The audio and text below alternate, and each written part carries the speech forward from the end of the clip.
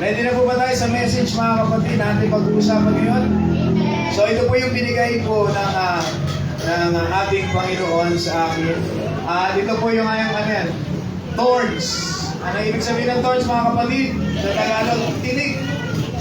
So ito po yung binigay na ng mga nakaraang araw pa at salamat sa ating Panginoon dahil yung iniisip kong mensahe ay hindi po yun yung nasunod. Ibig sabihin, ito po yung mensahe po sa atin ng ating Panginoon. So, tinig! Sa inyo, sabihin niyo po sa inyo mga kapatid, tinig! Sabi po sa 2 Corinthians, mga kapatid, chapter 12, verse 7, lalo na dahil sa kalabisan ng mga pahayag, kaya't upang ako'y huwag magyabang ng labis, binigyan ako ng isang tinik sa laman, isang sugo ni Satanas upang ako'y saktan, upang ako'y huwag magmalaki ng labis. So, kilala po natin mga kapatid kung sino po yung umimikpunan. Ang umimikpunan ay sino po mga kapatid? Si Pablo. So alam po natin ang ministry sa mga nakakakilala ko kay Pablo, ang ministry ni Pablo ay grabe. Baga naging kagamit-gamit siya sa kaharian po ng ating Panginoon. At sa katotohanan nga, kung titingnan natin ang ating mga Biblia, yung halos karamihan mga kapatid, halos kalahati ng New Testament ay sulat po ni Pablo. Pero hindi yung literal Si Pablo po kasi ay meron po siyang taga-sulat. Si Pablo po siya haba pong ito po kasi noon ano tawag doon sa korte? Di ba may tinatawag sila doon yung habang nag-iibig sila yung merong nagta-typewriter? Ang tawag doon may tawag sila doon Transcriber ba yun? Transcriber din pala yun. Sila yung pag sa korte mga kapatid, may nakikita kayo doon, may isang nagtatype doon. Lahat ng binabanggit yun, yan ay tinatype po nila. Pero hindi yun per words. Meron po silang mga doon, may mga codes yan. May mga codes po sila doon para mabilis po nilang makuha. So, ganoon din mga kapatid kay Pablo na yung 7 churches mga kapatid na nabuksan po ni Pablo mga kapatid, sumusulat po siya doon sa mga yon. At siya mga kapatid, ang ginagawa niya, habang siya po ay naimik, meron pong nagsusulat. May nagsusulat po dyan. So, ito na mga kapatid, kung kilala po natin si Pablo ay isang great man o isa sa mga dakilang tao sa Biblia mga kapatid na ginamit po ng ating Panginoon para ipahayag po yung banal na salita po ng ating Panginoon. Amen? So, yung iba mga kapatid, yung ibang mga mananampalataya, sila tawag dito? Isa sa mga gusto nila, isa sa mga paborito po nilang karakter, isa sa mga paborito po nilang tao sa Biblia ay si Pablo dahil nga po sa mga ginawa po ni Pablo sa kanyang ministry mga kapatid. At sabi po dito na si Pablo po ay merong isang tinik na inilagay po sa kanya ang ating Panginoon. So mamaya ma-discuss po natin yan. So ang tinik mga kapatid, ang thorns, kapag sinabi pong tinik, ano pong ibig sabihin? Kapag sinabing tinik, ito po ay, it can represent pain. Sino dito natinik na? Masakit. Yung isda. Sobrang sakit.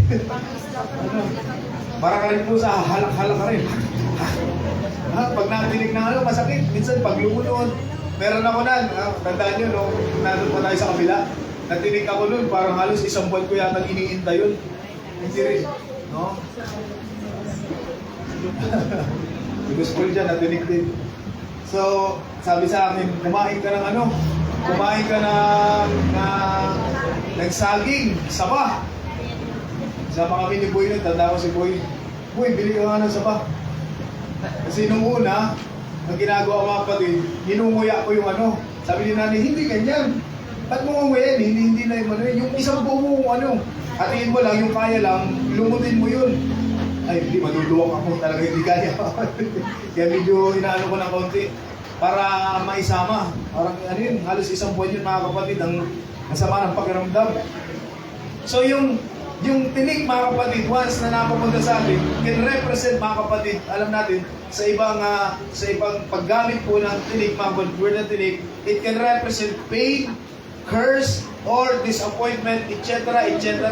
Alam po natin yan mga kapatid. So, ibig sabihin, ang tinik mga kapatid ay talagang ito po ay parang masasabi natin pumapaloob sa mga negatibong salita mga kapatid. Dahil ang tinik mga kapatid ay mahirap po yan kapag natinig. Di ba? Ang sabi ng kasabihan, ang naglalakad ng matulin kapag ay malalim. Kaya hinihinay lang ang lakad. Ang sabi ng mga matatanda, hinihinay lang. Huwag kang masyadong mamadaliin lagi. At baka pag nagkamali ay mayari. Yan. So, sa katunayan mga kapatid, no, sa Bible, kapag pag-uusapan natin ang Biblia, no, sa Bible po mga kapatid, yung word na tinig, yung thorn, ito po ay unang na-mention sa Genesis chapter 3. So, una po itong na-mention mga kapatid sa Genesis chapter 3. At alam niyo mga kapatid kung ano po yung nangyari mga kapatid dun sa tinig, kung bakit na-mention po yung Bible, ano po yung senaryo, ano po yung kalagayan. Ito po yun mga kapatid. Genesis chapter 3 verse 16 hanggang 19. Sa babae na may, ito ang sinabi, sa pagbubuntis mo'y hirap ang daranasin. Ibig sabihin, sa sumpa. Unang beses na lumabas ang tinig, sa sumpa agad. Ang sabi niyan mga kapatid, no? Kaya pala, ito pala mga kapatid, bago magkasala sila Adan at si Eva, ang design pala po ng ating Panginoon, ang babae kapag siya po ay manganak ay hindi po ito mahihirapan. Pero dahil po sa kasalanan mga kapatid, nagkaroon po yan ng cause. Nagkaroon po mga kapatid ng effect yung pagkakasala ng tao. At isa sa mga na-produce na kasalanan ay paghihirap. Kaya sa mga magulang po natin dyan, sa mga nanay, sa mga nakapanganak na, saludo po kami sa inyo dahil 9 months, no? Akala nyo 9 months na daladala nyo po yung inyong mga anak, tapos paglabas, kamukha ng tatay. Hindi, paglabas mga kapatid, naging pasaway, pero tinan mo mga kapatid, magpasalamat tayo sa ating Panginoon dahil alam po natin yan, hindi natin maiwawaglit sa ating isipan na meron pong mga nanay, no, nung nanganak ay na hindi kinaya sa mga namatay, di ba? Nagkaroon mga kapatid kasi napakahina po ng isang babae kapag siya po ay buntis. No, kasi nga po dalawa yung kanyang ina, kaya nauso ngayon mga kapatid yung sa ospital yung unboxing.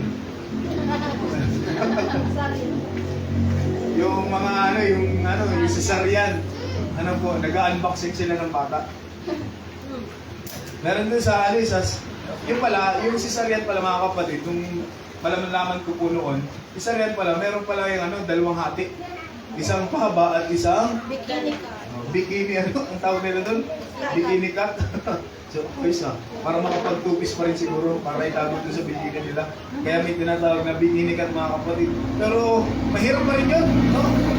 Kaya, ang sabi nila mga kapatid, kasi yung nanay ko po, ang nanay ko po ay midwife. Ang sabi nila mga kapatid, hanggat maaari, normal delivery. Hanggat maaari, normal delivery kasi mahihirapan kapag yan ay cesarean. Pero alam naman natin sa ospital mga kapatid, mas gusto ng mga doktor ng cesarean. Ang gusto ng mga doktor ay operahin na natin yan. Di ba, sa ospital, laging kahit hindi naman dapat operahin na natin yan. Kasi pera-pera usapan eh. Kaya ganyan na, ayos din maging doktor. Yung nga lang ay nakakakonsensya din kapag ikaw ay isang doktor, mga kapatid. Dahil, ang laban dyan ay pera-pera. No? Kaya hanggat maaari mga kapatid, kasi noon naman, ngayon lang ito na, ngayon lang naman nauso yung yung cesarean. No? Dati naman, mga rare case po yan, no? Yung mga hindi talaga kaya. Pero noon mga sa bahay lang. Mga kumadrona. Tama po ba? Hilot lang kaming lahat, kaming tatlong magkakapatid. Sa hilot po lahat kami. Sa bahay lang, doon lang mga kapatid. At normal delivery, mga kapatid. Meron pa kami isang pinsan, yung isang tita ko mga kapatid, kasi tinatawag na si nanay. Kasi nga midwife, kung takbo yung takbo yung mga pinsan ko, dalawa sila. Takbo sa bahay, tapos tawag yung si nanay sa tita, manganganak na po si mama. Nagayak na si nanay. Nung pupunta po din mga kapatid sa bahay ng tita namin, pagdating, nanganak na. Ayos din. Ano po? So, parang puputulin na lang yung puso doon. Wala nang hirap. Ano po? Pero ngayon, talagang sa ano na rin siguro yan, talagang nasa mindsetting po mga kapatid ng mga, sa mga henerasyon po kasi noon, sanay yan sa mga hirap. Tama po ba?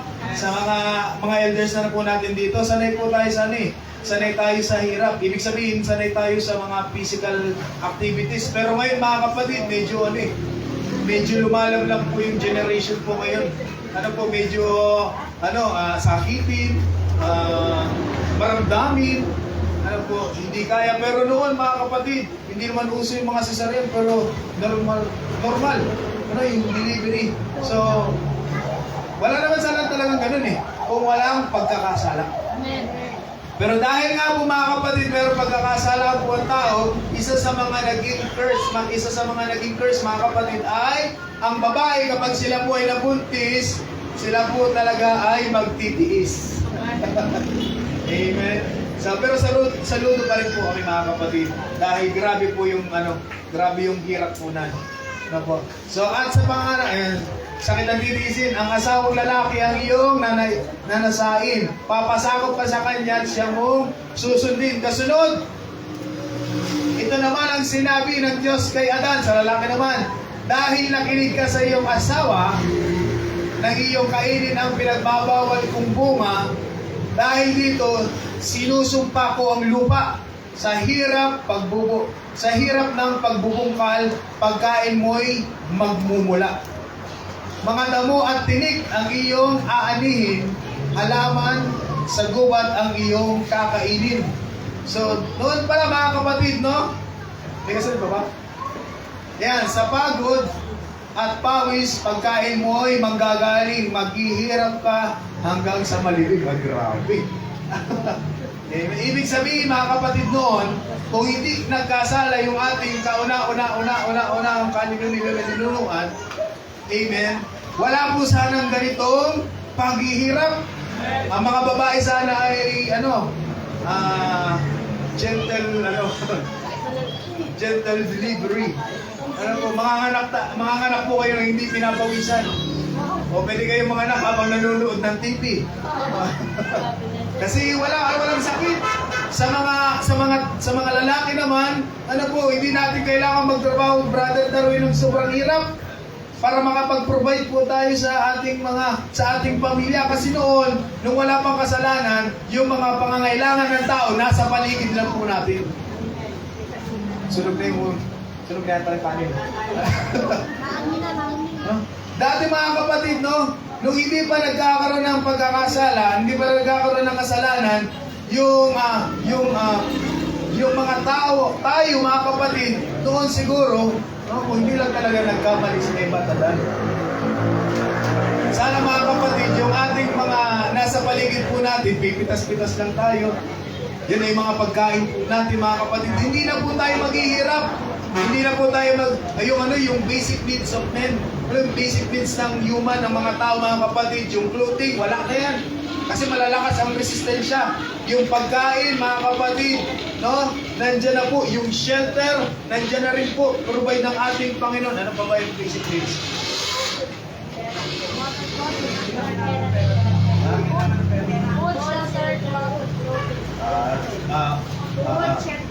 Food, shelter, and ano ba?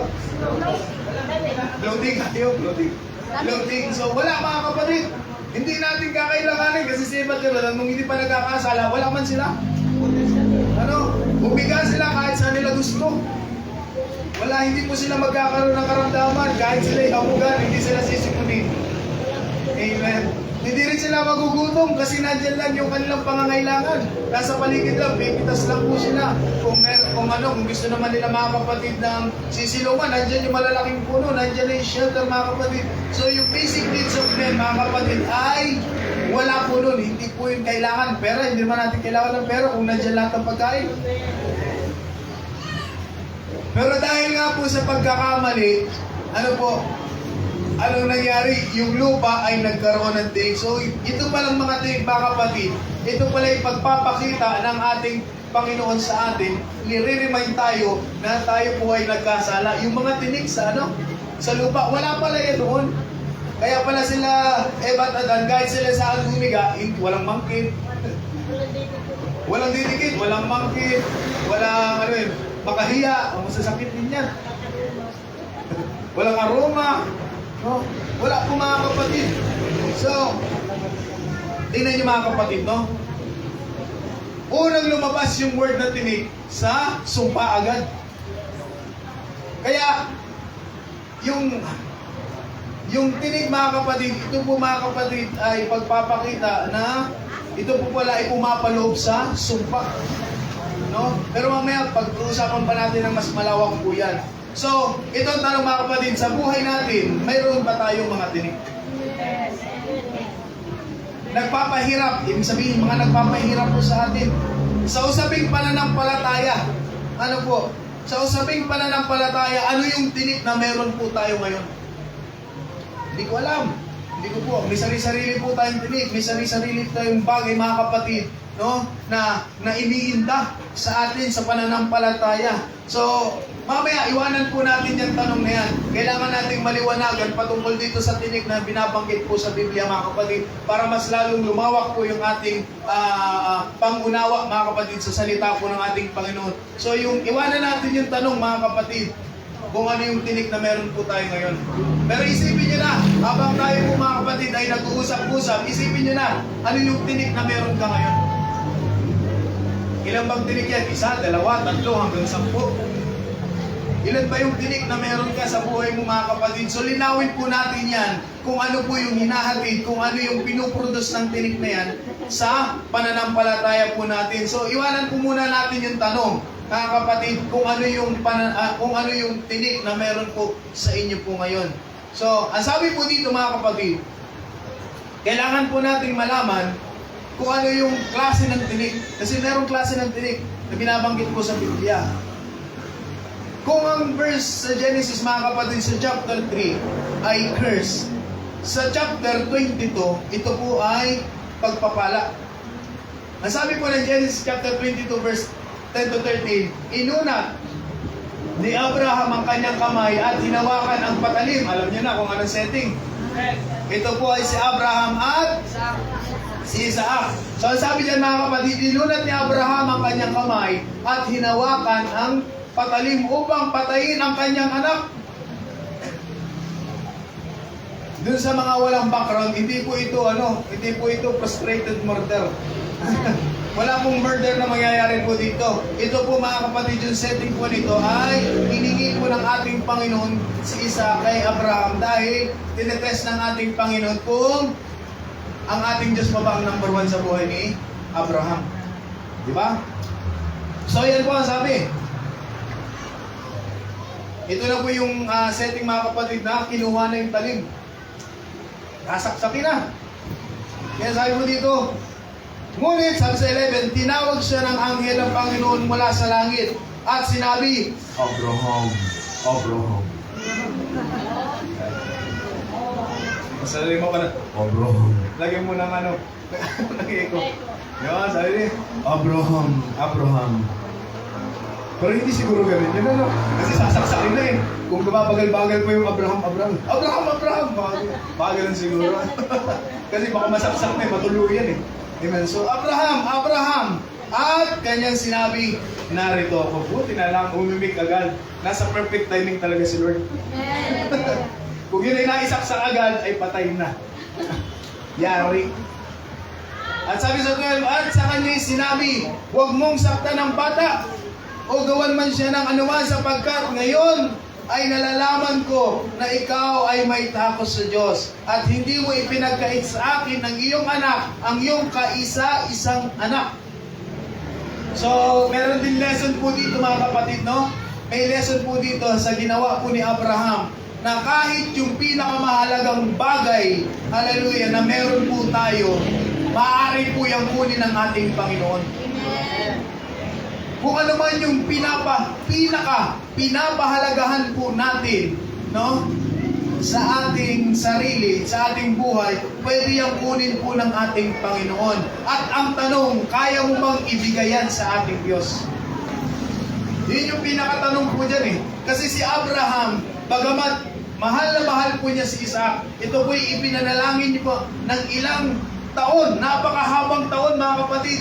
Dinisar niya po ito, talagang ipinapanalangin niya ito sa ating Panginoon, inalagaan niya po ito mga kapatid. Pero itong pinakamahalaga niyang bagay sa mundo, sa kanya po mga kapatid, sa buhay po ni Abraham, hiningi ng ating Panginoon. Pero ang sabi po ng Biblia mga kapatid, hindi po nagdalawang isip si Abraham na ibigayan sa ating Panginoon. Kaya sa pagkakataong ito mga kapatid, no? Kung ano man yung mga bagay na pinapahalagahan po natin sa ating Panginoon, kaya natin ibigay yan kay Lord.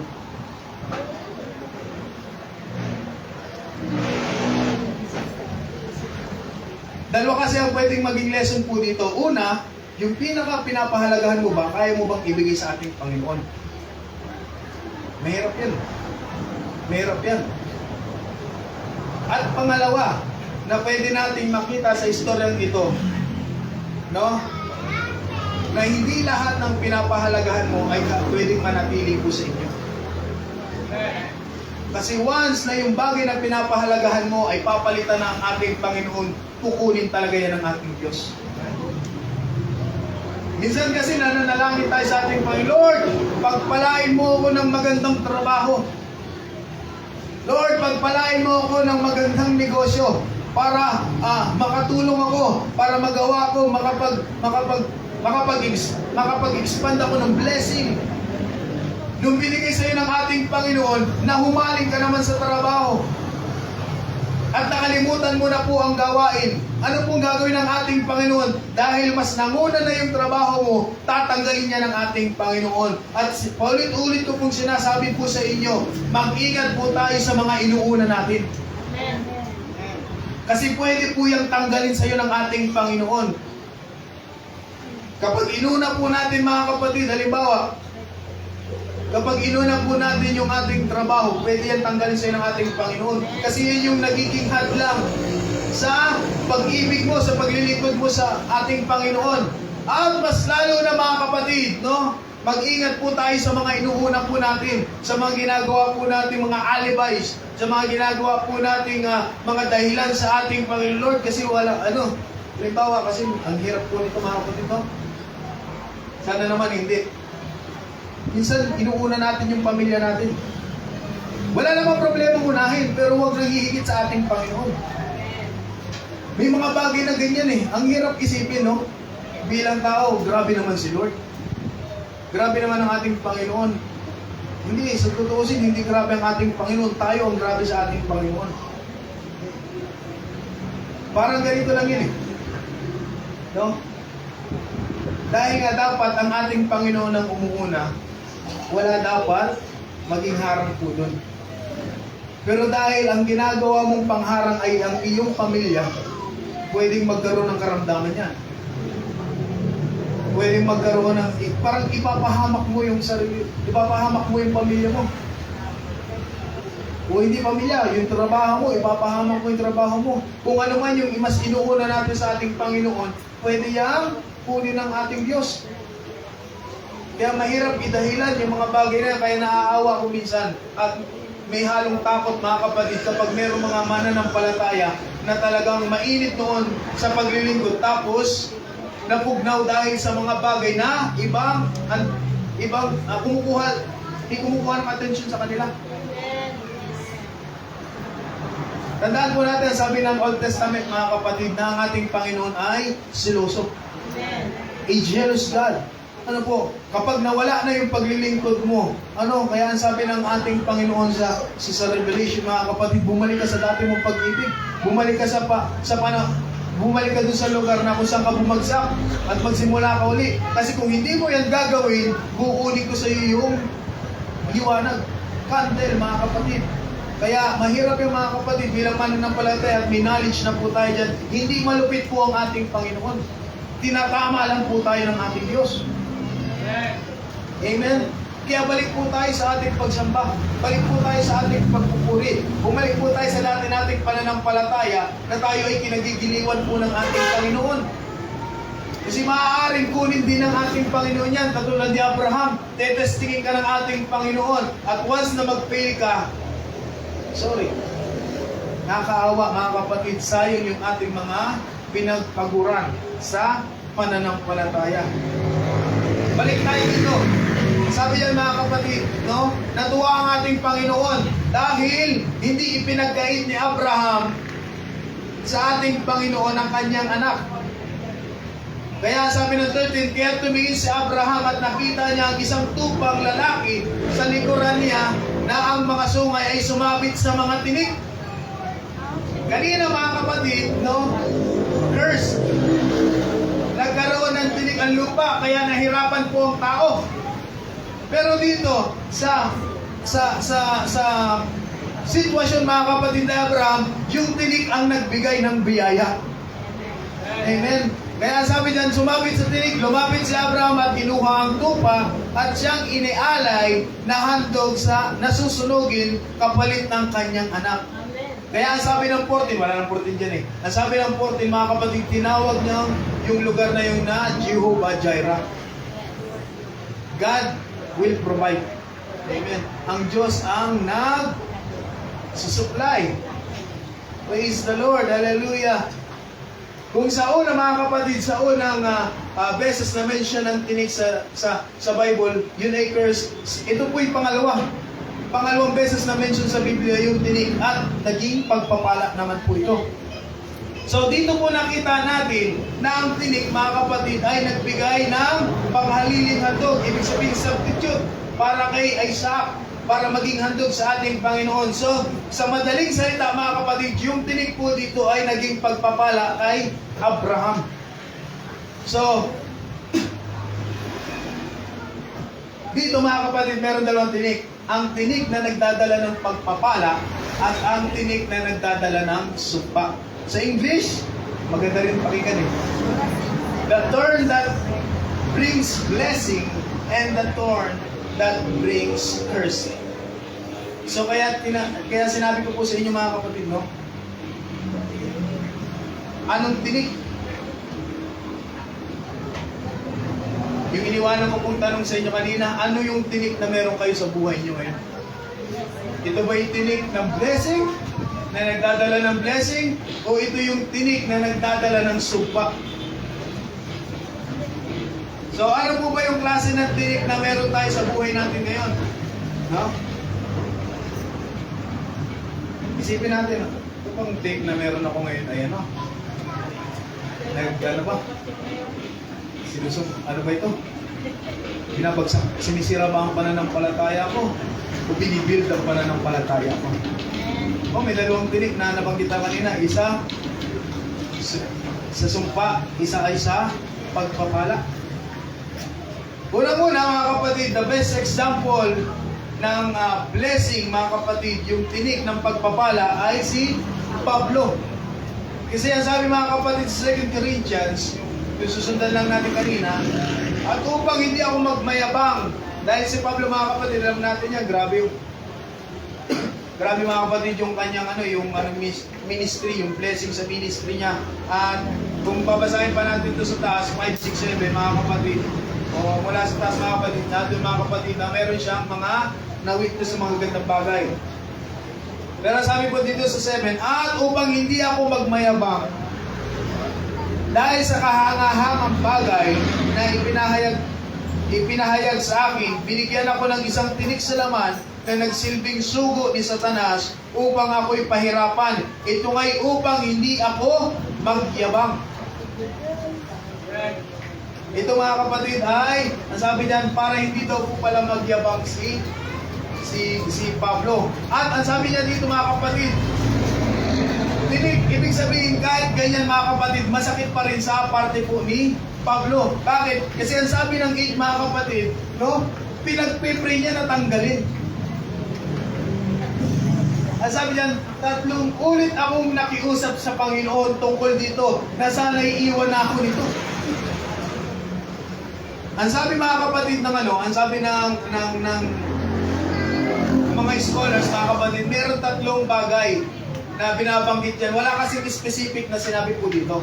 Pero may 3 bagay na tinitingnan po sila. Unang-una, yung kanyang physical na kalagayan. Kasi sa Galatia mga kapatid, may makikita po tayo doon. Ano ba yun? Wala.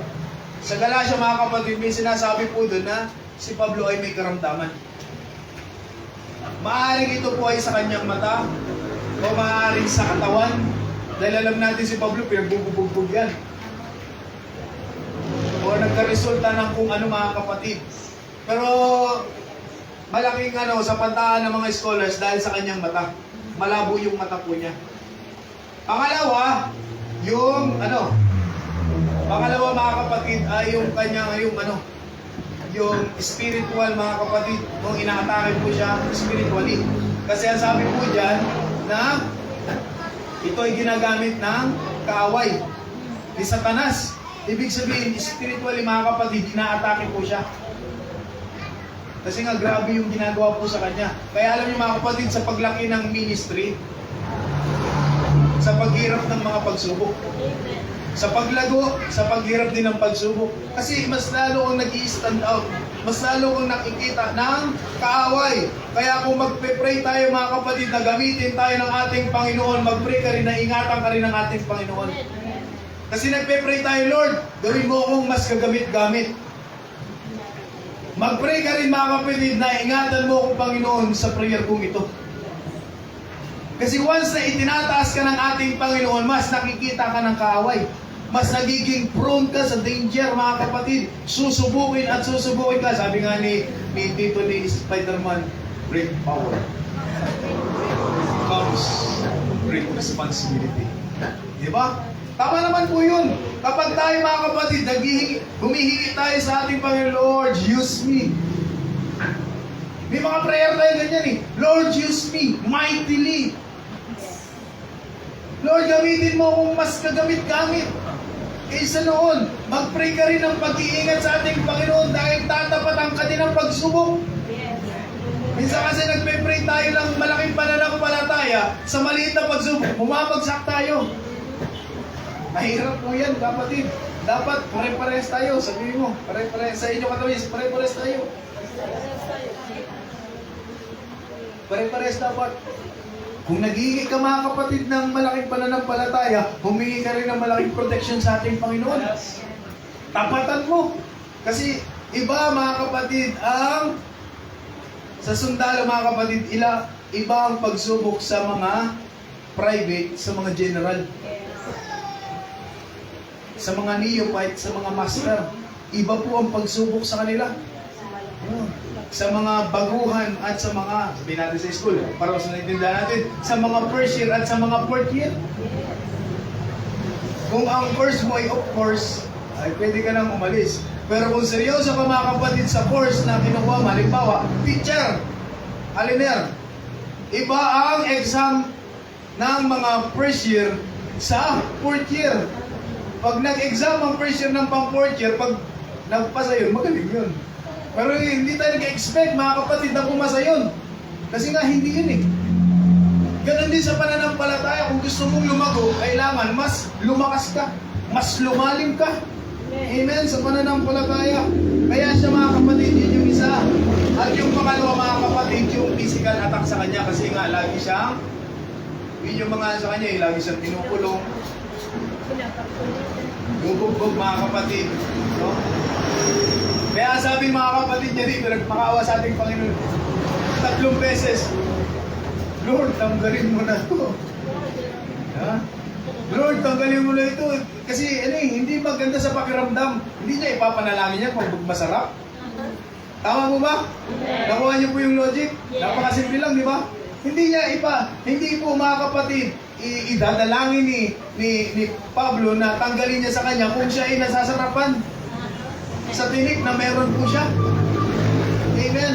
Pero ang sabi lang niya, pang lang sa loob niya mga kapatid sa damdamin niya, sabi sa 9, ngunit sinabi niya sa akin, ang aking biyaya ay sapat na sa iyo, sapagkat ang kapangyarihan ko ay lubos na nahahayag sa kahinaan. Dahil dito, masaya akong lalong ipinagmamalaki ang mga kahinaan ko upang manatili sa akin ang kapangyarihan ni Kristo. At sabi sa atin mga kapatid, kaya alang-alang kay Kristo, ako'y may kasiyahan sa gitna ng kahinaan, mga panlalait, mga paghihirap, mga pag-uusig, at mga kasawian. Sapagkat kung kailan ako mahina, noon naman ako malakas. May blessing pa rin pala mga kapatid. Kaya pala, inilagay ng ating Panginoon yung tinik, amen, kay Pablo, para i-humble si Pablo mga kapatid. Kasi mahirap mga kapatid, no? Kaya pala nilagyan siya ng tinik sa laman upang maging mababa at hindi maging mapagmataas. He's torn, mga kapatid, no? Get him humble. Yan pala, yung mga pagsubok sa atin minsan, mga kapatid, inilalagay pala talaga yan ng ating Panginoon purposely. With a purpose. Inilalagay pala yan ng ating Panginoon kasi baka minsan nakakampante tayo sa pananampalataya. Kaya pala pinapadaan sa mga pagsubok, mga kapatid, kasi baka nawawala na yung prayer life natin. Ang mananampalataya pa man din kapag okay ang sitwasyon, hindi ganun kalalim ang prayer. Tama po ba? Sino nakakaranas na mga kapatid? Pero kapag may pagsubok, talagang lahat ay piling. Lahat ay gustong iluha. Lahat ay gustong iiyak. Lahat ng pwedeng tumulong sa mukha, tutulong na. Sama-sama na yun, luha, sipon, pawis, laway. Diba? Lahat mga, kulang-kulang na lang. Sabi nga nung iba, sa pagmamalabis na salita, kulang-kulang na lang lumuha ng dugo. Sa prayer, kapag may hinihingi, kapag may pinagdadaan ng sitwasyon, grabe yung prayer. Pero kapag hayahayang buhay, Lord, thank you for this day. Thank you for sunshine. Thank you for rain. Thank you for joy. Thank you for pain. It's a beautiful day. 888. Di ba ganun ang buhay po natin minsan? No? Kapag tayo po ay kapag tayo po ay hayahayang buhay, wala tayong inaalala. Hindi ganun kalalim ang ating panalangin. Kaya nakikita ng ating Panginoon, teka lang, parang ka na. Parang nakakampante ka na. Parang nagiging easy na ang pananampalataya mo. Padalang nga kita ng pagsubok. Kaya yung mga pagsubok, mga kapatid, na meron tayo, yung mga tinik natin sa laman, yan po yung ginagamit po ng ating Panginoon, hallelujah, para i-humble po bawat isa sa atin. Para hindi po tayo makalimot. At ito pa mga kapatid, no? Kasi ito yung turn of blessing. Yung turn of force, mga kapatid, ito, wala nang ibang magandang halimbawa para sa turn of force, kundi ang kasalanan. Kasalanan lang naman talaga magdadala sa atin ng sumpa, di ba?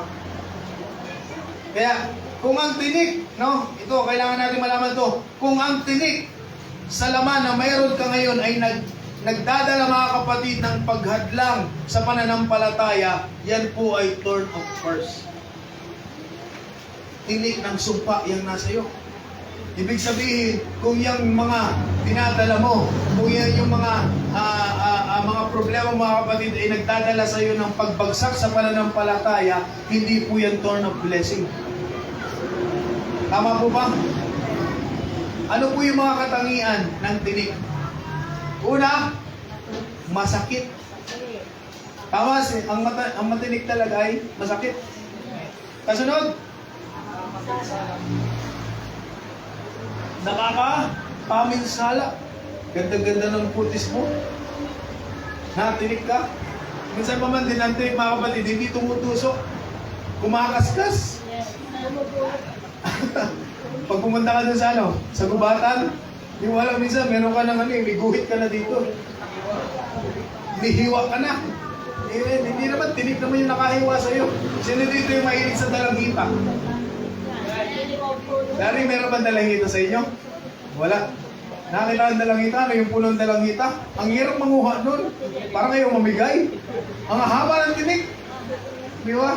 Kaya pag nagkamali ka, talagang medyo mahirap. Nakakapanginsala. Kasunod, nakakasugat. Yung iba, mahirap alisin. Meron ba ganyang tinik sa inyong pananampalataya ngayon? Ang hirap alisin? Anong klaseng tinik yan? Kasunod, nilalayuan. Sino ba namang layakap sa tinik, mga kapatid? Talagang lalayuan mo yan. Minsan, mga kapatid, may makikita ka na tinik. Ay, alis tayo yan, yung arumahan. Wala namang gustong pumunta sa arumahan. Iiwasan talaga po nila yan. Kasi nga, mahirap. Masakit ang matinik, mga kapatid. Kaya, isa sa mga karakteristik ng tinik, nilalayuan po yan. At kasunod, ang malala, pwede kang mamatay kapag merong lason, infection, pero talaga mga kapatid, may nalalason. Meron yan. Kaya, examine natin ang sarili natin, mga kapatid. I-assess natin, ano po ba yung tinik na meron po tayo? Ito po ay nagdadala sa atin ng sakit hanggang sa bumagsak ng ating pananampalataya.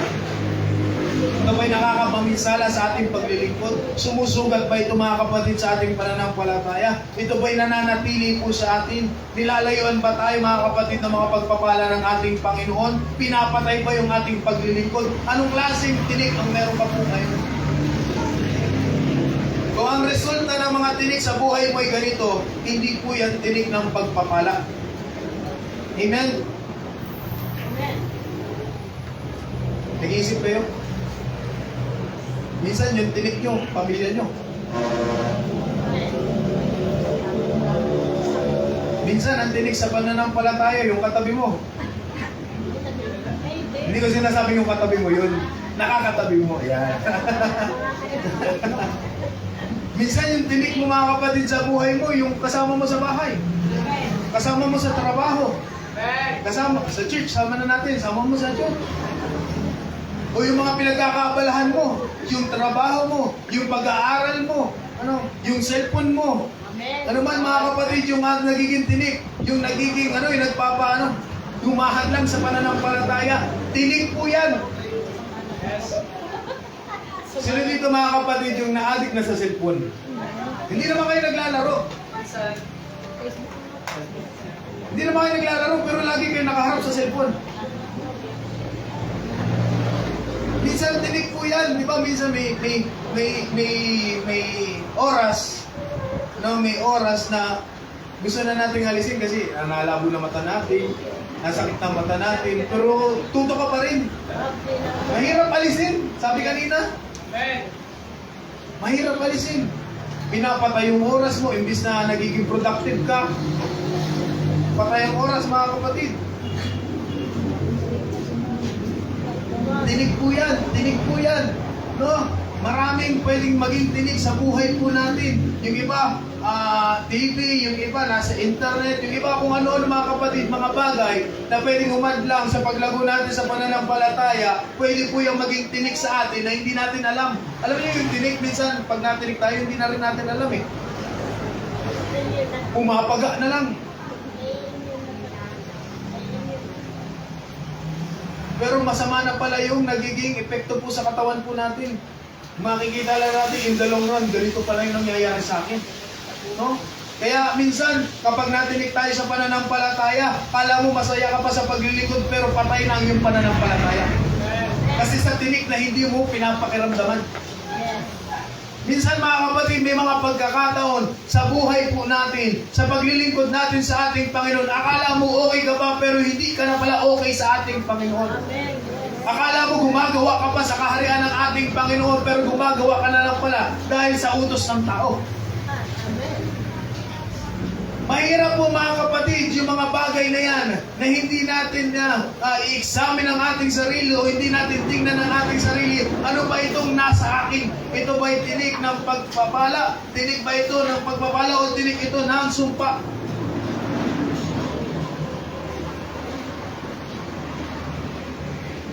Kaya humingi tayo mga kapatid sa Panginoon ng tinik na magdadala sa atin sa paglago sa pananampalataya. Kapag ikaw ay natinik, hindi ka nakaramdam dito ng kagalakan, alam mo na yan kung ano yan. Amen? At isa pa mga kapatid, no? Sa pagpapalaman o sa sumpa mga kapatid, ang tinik hindi talaga masarap pakiramdaman. Tama mo ba? Kasi dito natinig na tuwan-tuwa. Ay, for the first time natinig din. Ganito pala ang feeling na. Malalim-lalim din pala. Kasi natutuwa ka, hindi, masakit. Kasi hindi rin takot sa karayong. Naninigas na. Hinahapo na mga kapatid kapag may karayong. Parang tinig din yun. Kahit may purpose kung bakit ka tuturukan, pero ayaw mo pa rin. Kasi ayaw mo nga na masaktan. Pero yung tinig mga kapatid, magdadala po talaga ito sa atin ng sakit. Magdadala po talaga sa atin ito ng yung pakiramdam mga kapatid na aayaw ka. Pero kapag itong tinig na ito mga kapatid, ay ginamit with a purpose mga kapatid, gagamitin ng ating Panginoon sa ikabubuti mo, ito ay sa ikalalago po natin. Magkakaroon tayo ng paglago po dito. No? Ang tinig, hindi po talaga maghahatid. Hindi po talaga yan maghahatid na magandang pakiramdam sa atin. Hindi ka makakaasa ng masayang pakiramdam kapag natinig ka. Ano po? Pero alam niyo mga kapatid, may isa pang katangian ng tinig. No? Isang katangian pa ng tinig mga kapatid, ito po ay protection sa halaman. Kaya naman merong mga tinik ang halaman dahil protection yun sa kanya. Para lumayo mga kapatid yung mga gustong sumira sa kanya. Ganon din pala sa pananampalataya. Kaya pala nilalagyan tayo minsan mga kapatid o kalimitan, kadalasan, nilalagyan tayo ng tinik ng ating Panginoon para proteksyonan po tayo. Ganon pala yun. Kaya pala mga kapatid, si Pablo, binigyan ng tinig sa laman ng ating Panginoon. Hindi maganda sa pakiramdam ni Pablo. Pero nakita ni Pablo mga kapatid kung bakit ginawa sa kanya ng ating Panginoon yun. Para hindi siya magmalabis, hindi siya magmalaki, hindi siya magyabang. Yun palang ginawa ng ating, kaya pala ginawa yun ng ating Panginoon. Meron palang isa pang katangian ng tinig. Ito pala ay maging protection sa atin. Kaya ang sabi ng Hebreo mga kapatid, chapter 5 hanggang 11, nalimutan na ba ninyo ang panawagan ng Diyos sa inyo bilang mga anak niya, mga salitang nagpapalakas ng loob? Anak ko, huwag mong baliwalain ang pagtutuwid ng Panginoon. At huwag kang panghihinaan ng loob kapag ikaw ay dinidisiplina niya. Yan pala yung mga tinik na ginagawa binibigay sa atin ng ating Panginoon para po pala tayo tuwirin. Para po pala tayo disiplinahin ng ating Panginoon. Hindi masarap yung pinapalo. Hindi masarap mga kapatid yung pinapagalitan. Hindi masarap mga kapatid na ikaw ay sinasabihan. Masarap, masakit sa damdamin yun. Minsan pa man din, no? May mga ginagamit ang ating Panginoon na hindi mo inaasahan na yung nagagamitin ng Panginoon. Halimbawa, yung kaninang pinatutuo ko ni Sister Annie, ang nagsasabi sa matanda ay bata. Hala ka, lolo. Ano po ba tawag, lolo? Tatay, hala ka tatay, maiimpyerno ka, hindi ka nag-church. No? Pero kung iba-iba tao yun, bastos na bata rin. Gusto ko maimpyerno. Di ba? Gigamit ng ating Panginoon ng mga bagay na hindi mo inaasahan, yung pala gagamitin sa'yo ng ating Panginoon para mas masakit yung naramdaman mo. Minsan yung mga hindi pa mananampalataya ang nagtituwid sa'yo, akala ko to, Kristiyano ka. Bakit ganyan ka? Di ba hindi ganyan ang mga Kristiyano? Masakit sa damdamin pero tama yung sinasabi niya. Nakakahiya minsan, pero tama lang yun mga kapatid. I-take po natin yun as a constructive criticism sa ating mga mananampalataya para mag-grow pa tayo. Amen. Huwag kang aasahan ng ating Panginoon mga kapatid na lagi si pastor ang gagamitin sa'yo para sawayin ka. Amen. Minsan may sa pangangaral, sa mga kanta, sa mga patotoo, may mga saway sa iyo ang ating Panginoon. Kailangan mo lang maging sensitibo sa salita po ng ating Panginoon at sa kanyang pangungusap para malaman mo, ako yata yung sinasabihan nito. Amen. Kasi minsan mga kapatid, hindi tayo nakikinig sa tao. Kaya ang ginagawa ng ating Panginoon, ginagamit yung music, ginagamit yung mga testimony, ginagamit yung paligid para sawayin po tayo mga kapatid. Maging sensitibo tayo kasi minsan wala na tayong believe sa mga naririnig natin eh. Ay, yun na naman yan. Alam ko naman niya ako yung lang ipapagalitan na. Pero maging sensitibo tayo mga kapatid. Minsan, dinadala tayo sa mga ganyang klase ng pagsubok para patinuin po tayo. Dinadala tayo sa mga ganyang sitwasyon para disiplinahin tayo ng ating Panginoon. Marami kasi tayong iniisip na hindi align sa ating Panginoon. Kaya ang ginagawa ng ating Panginoon, sige, yan ang gusto mo ha, ayaw mo magpapigil, dito ka. Anak tayo ng ating Panginoon, di ba? Kapag yung mga anak natin pasaway, pinapaupo lang natin yan. May uso ngayon, face the wall. Sabi, hindi, papaluin ka talaga, face the wall. Papaluin ka. Magpe-face the wall ka kasi umiiyak ka na kasi ang dami ng latay sa puwet eh. Sakit na talaga eh. Mula-mula na eh. Minsan pag iba pang palo, nasa katawan na. Pag papasalag-salag ka pa, marami yung masasaktan. Ayan.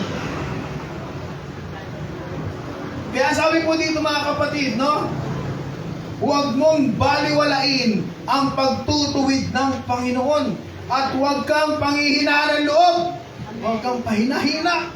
Kapag ikaw ay sinusubok, kapag dumadaan ka mga kapatid sa mga pagsubok, huwag kang pahinahina. Ginagamit lang yan ng ating Panginoon para disiplinahin po tayo. Sabi na siya, sapagkat dinidisiplina ng Panginoon ang mga minamahal niya. At pinapalo ang itinuturing niyang anak. Mahirap mapalo ni Lord. Minsan, gumugulapay na lang tayo. Alam natin minsan, pag napalo tayo, iyarik talaga. Sino dito napalo na ng Panginoon?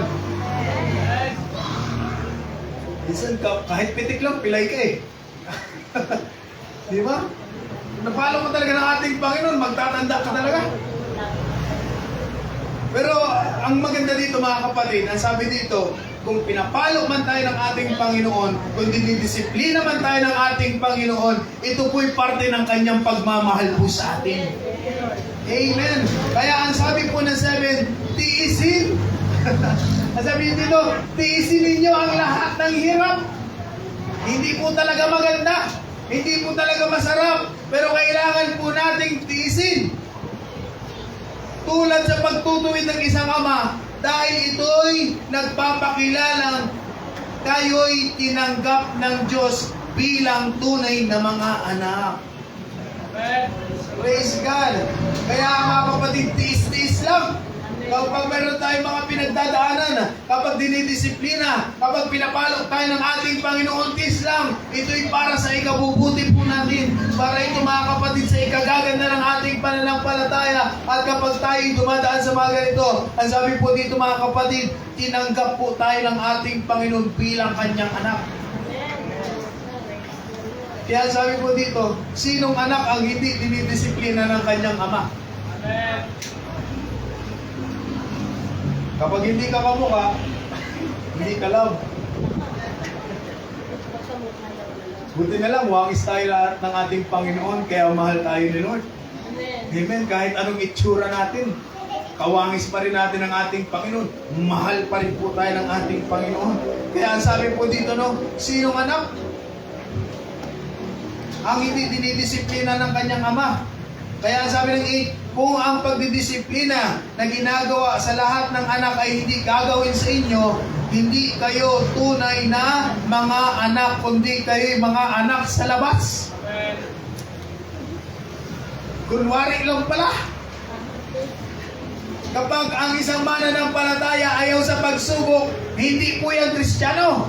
Kapag ang isang mananampalataya ayaw ng mga pagdidisiplina, hindi po yan tunay na mananampalataya. Kapag ang isang nagsasabi na siya'y Kristiyano at ayaw niyang sumunod sa ating Panginoon, siya po ay Kristiyano sa labas. Hindi po siya sa loob, mga kapatid. Ang tunay na Kristiyano at anak ng ating Panginoon, tunay na dinidisiplina po ng ating Panginoon para maging matuwid. Hallelujah, sa harapan po ng ating Panginoon. Kaya wag tayong makikipag-away.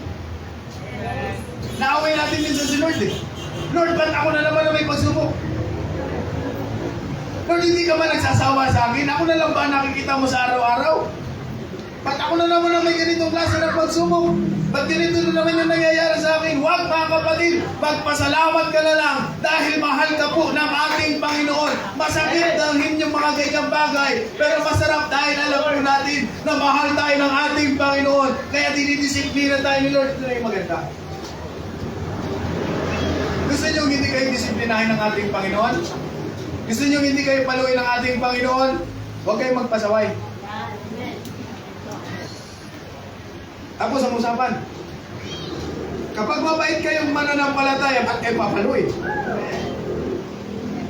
Kapag sumusunod tayo sa kalooban ng ating Panginoon, bakit tayo tutuwid din? Ay ayos naman yung ating. Hindi naman napapower trip si Lord.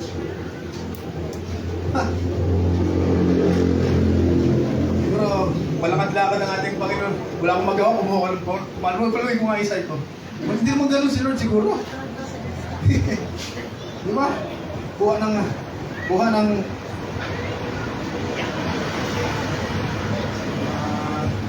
wala siya magawa.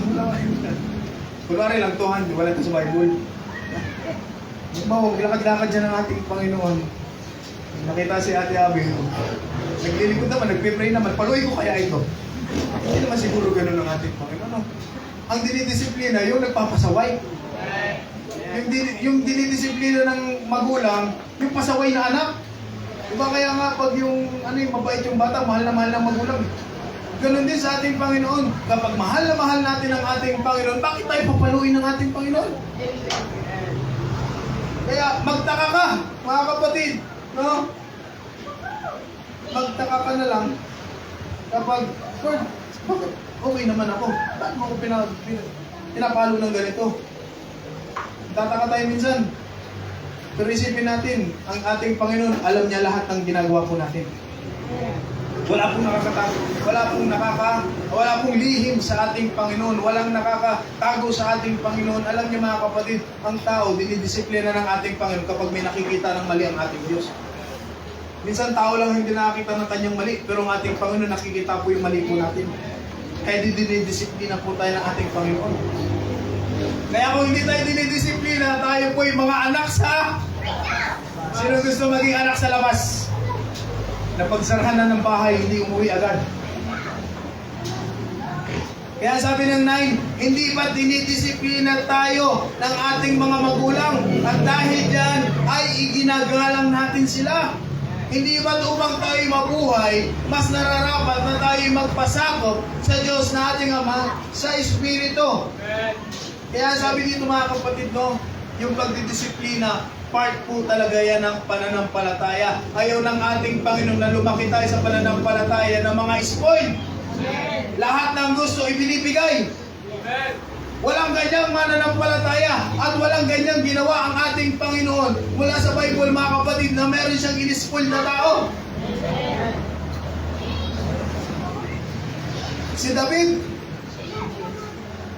bagaman ang sabi mga kapatid sa Biblia, malapit sa kanya, sa puso ng ating Panginoon si David, nakaranas pa rin ang pagdidisiplina. Patay ang anak. Si Abraham, sinabi mga kapatid na nakaibigan ng ating Panginoon, dumaan din naman sa pagsubok. Si Pablo, si Juan, mga apostol, bagamat natin mga kapatid yung kanilang mga ginawa, dumaan din sila sa pagsubok. Yung mga apostol, paano namatay mga apostol? Si Juan lang mga kapatid ang nagkaroon ng normal death. Pero yung iba, ipinako ng nakabaliktad, pinugutan ng ulo, sinibat.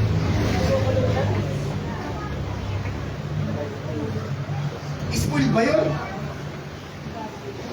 Grabe ba kayo pagkamatay nila? No? Kaya sa atin mga kapatid, no, dinidisiplina po tayo ng ating Panginoon para maging ayos po tayo. Kaya ang sabi po ng 10, sa loob na maikling panahon, maikli lang naman yan. Amen? Yung pagdidisiplina sa atin ng ating Panginoon, maiksing panahon lang. Kasi pag okay ka na, hindi tapos na ang disiplinahan. Kapag ayos na, hindi tapos na ang paluan. Diba? Tama mo ba? Kaya sabi niya, sa loob ng maikling panahon, dinidisiplina tayo ng ating mga magulang para sa ating ikabubuti. Gayon din naman, itinutuwid tayo ng Diyos sa ikabubuti natin upang tayo maging banal tulad niya. Kaya sabi po ng 11, habang tayo'y itinutuwid, hindi tayo natutuwa.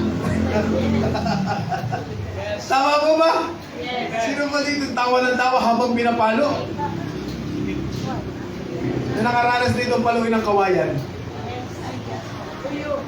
Uy, sakit. Bayabas. Talagang tuwid ka talaga. Bayabas talaga kami. Hanggang gabi, ramdam mo eh. Naihampas na sa yung isa, pero yung pagkahampas, parang nandun pa rin yung ano. Nandun pa rin yung sanga. Grabe naman. Talaga ano eh. Ano yung iyak ng mga napalo? Imbis na pala yun, pahigop na eh. Pahigop na yung iyak, gano'n pala pag napalo. Sino dito napalo, lumaki sa palo? Umiyak tayo ng pahigop ano?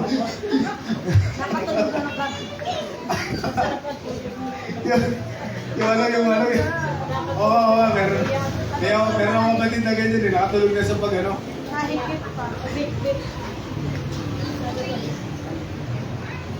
Pag kayo matulog, alam mo ba? Nakagano'n. Tulog din. Tapos pag-gising, meron ng chocolate. May merienda. May merienda na.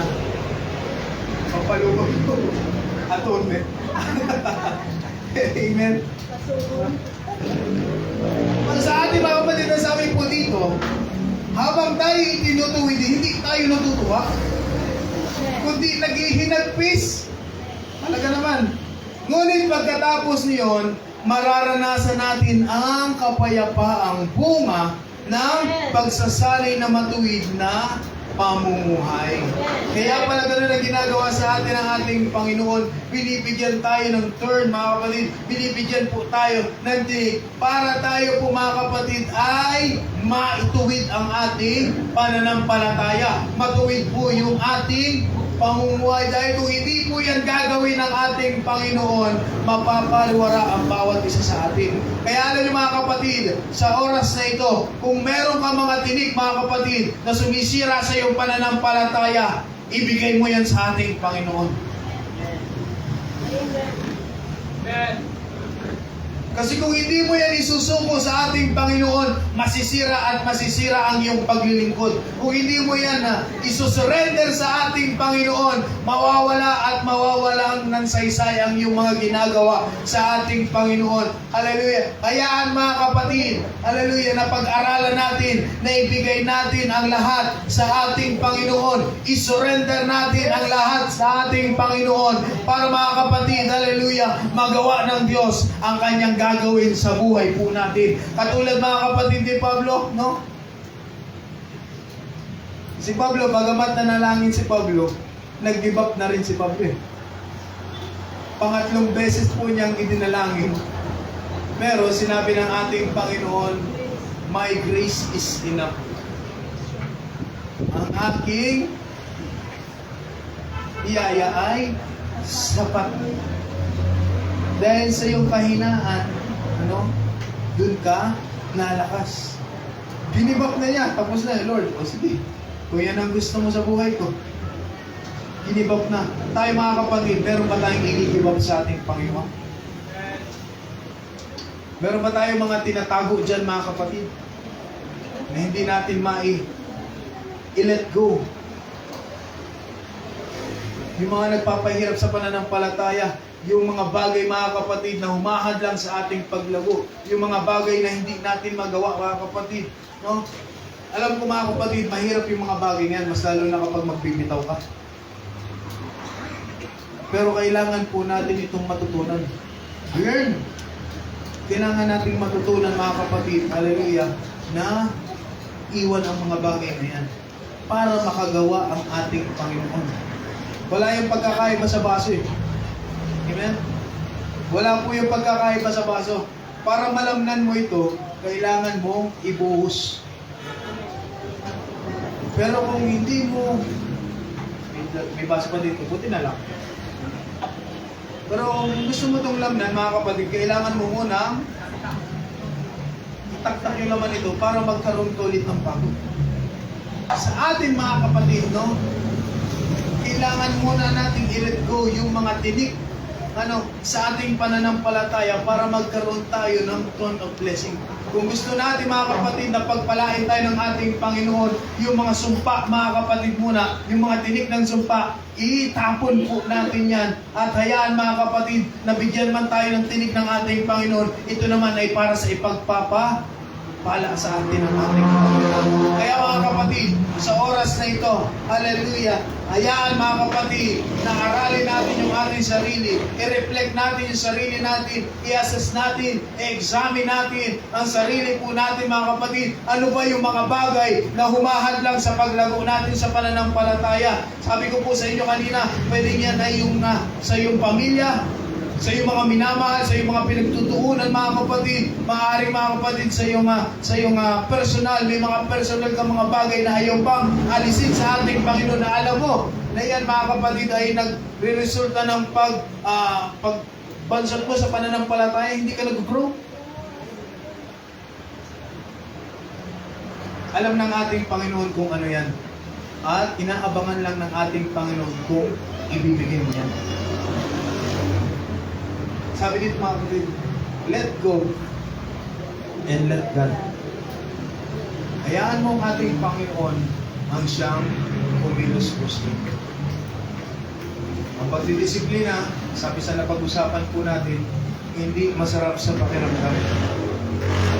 Habang tayo'y tinutuwid, hindi tayo natutuwa. Tayo ay naghihinagpis, pero ang sabi dyan, kapag si Lord, mga kapatid, ang nagdisiplina po sa atin, ang kapalit po ng mga kapatid, pagkatapos ng mga yun, mararanasan natin ang kapayapaan. Amen. Kaya yung mga bagay mga kapatid na nagbibigay sa atin ng kaguluhan, no? Bibigay sa atin ng distress, stress, anxiety, amen. Ibigay na po natin sa atin, Lord, hindi ko na kaya. Lord, susurrender ko na, Lord, ibibigay ko na sa iyo. I will give to you. Lahat, Lord, ibibigay ko sa iyo. At hayaan, Panginoon, na ikaw ang siyang gumawa sa akin. Amen. Hallelujah. Kaya, learn to let go and let God, mga kapatid, hallelujah, do His thing, do His work, mga kapatid. Kaya, salamat po sa ating Panginoon. Kita ng ating Panginoon, no? Hindi naman ito binigay ng ating Diyos na wala siyang kinakausap po dito. Alam ko merong kinakausap dito ang ating Panginoon. Ibigay mo na yan. Kaysa kapahirapan ka pa na hindi ka naman sa ikalala. Kaysa pahirapan ka pa na hindi ka naman sa ikalalakas. Ibigay mo na yan sa ating Panginoon. I-let go mo na yan. Huwag ka nang magmatigas. Huwag na po tayo magmatigas sa harapan po ng ating. Tayo po'y manalangin, Panginoong Hesus, hallelujah. Kami po'y muling lumalapit at nagpapasalamat sa iyong biyaya, God, hallelujah. Salamat, Panginoong Hesus, sa mensaheng ito. Lord, hallelujah. Naintindihan po ng bawat isa sa amin, God, hallelujah. Yung pinapahatid. Kaya, God, hallelujah. Kung meron man sa aming po dito, alam ko Lord, hallelujah, marami kami mga pinagdaraanan. Meron ako mga kapatid, Panginoong Jesus, hallelujah, na meron silang mga personal struggles, meron silang mga personal battles, Panginoong Jesus. Meron silang mga itinatago, meron po sila, Panginoong Jesus, mga reservation po sa inyo. Lord, hallelujah, bigyan mo po kami ng kapangyarihan. Bigyan niyo po kami ng lakas na loob, Panginoong Jesus. Hallelujah, na i-let go ang mga bagay nito. Alam namin, Panginoong Jesus, na ito yung mga nagiging hadlang. Kaya God, hallelujah, bigyan niyo po kami ng lakas, Panginoong Jesus. Hallelujah. Nabitawan namin ang mga bagay nito. Hayaan God, hallelujah, na mamayani ang iyong kapangyarihan sa amin. Hayaan God, hallelujah, ng iyong kalooban ang maging desisyon ng bawat isa sa amin, Panginoong Jesus. Alam ko, Lord, hallelujah, na marami kang kinakausap sa oras na ito. Nararamdaman ko, Panginoong Jesus, hallelujah, ang iyong pag-ibig sa bawat isa sa amin. Lord, alam ko, Panginoong Jesus, na ang mensaheng ito, God, hallelujah, ay nakarating sa puso ng bawat isa. Kaya, Panginoong Jesus, na yun, kami po ay dumadalangin, God, hallelujah. Tanggalin mo, Panginoong Jesus, ang pagmamatigas sa aming mga puso. Tanggalin mo, Panginoong Jesus, hallelujah, ang mga talikhala, Panginoong Jesus, kung bakit hindi namin mabitawan ang mga bagay nito, Panginoong Jesus. Lord, sa oras na ito, God, hallelujah, kausapin mo kami. Lord, i-encounter mo ang bawat isa sa aming Panginoong Jesus. Lord, kung kami nangihina, Panginoon, at hindi namin maibigay ang mga bagay na ito, Lord, palakasin mo po. Ipaunawa ko po sa aming Panginoong Jesus na mahalagang maibigay po namin itong lahat sa inyo. At kung maibigay pa namin ito, alam namin, God, hallelujah, na meron po kayong ipapalit na mas magandang bagay sa mga bawat bagay na binitawan po namin. Salamat po, Panginoong Jesus, sa oras na ito. Tuloy, God, hallelujah, na dumadalangin po kami, na samahan niyo po ang bawat isa sa amin. Tulungan mo po kami, hallelujah, sapagkat ikaw lang po ang aming tanging pag-asa. Sa inyo lamang po ang lahat ng pagsamba. Ang lahat ng dalangin na ito ay ilalagay po namin sa ibahan namin. Salamat po, Panginoong Jesus. Amen. Sabi ko may mga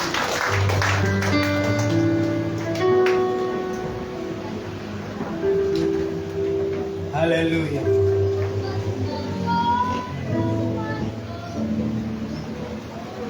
Kaya na ba, mga kapatid? Naisip niyo na ba? Amen. Sa oras na ito, mga kapatid, habang tayo lalapit sa ating Panginoon, hayaan, mga kapatid, na kung ano man yung mga pagsubok na dumadating sa atin,